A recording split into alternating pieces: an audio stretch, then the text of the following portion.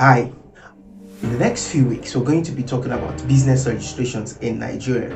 We'll be talking about types of registrations, benefits of business registrations, post incorporations.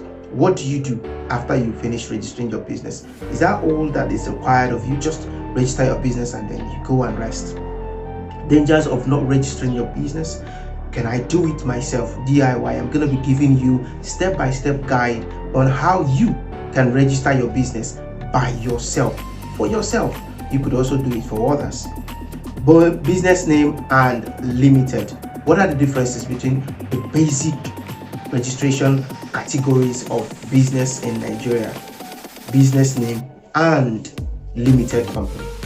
And then the types of limited company, the levels of limited company. We'll be talking about those as well. Share capital. What is share capital and how does it affect your business? How does it affect your business registration? Upgrading from business name to limited company. Now, this has been a bone of contention between me and my clients. I'm going to be talking about this, how to do it, how it's done, and more.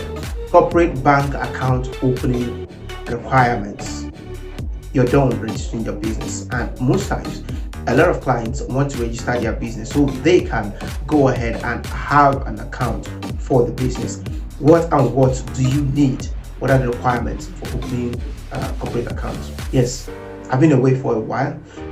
There was a loss in the family at the beginning of April, so I had to pause and take a break, but I had already prepared for this series before that.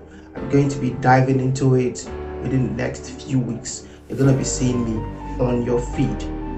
By the way, which of these topics would you like me to talk about? Which of them are you eager to hear from me? Let me know in the comment section.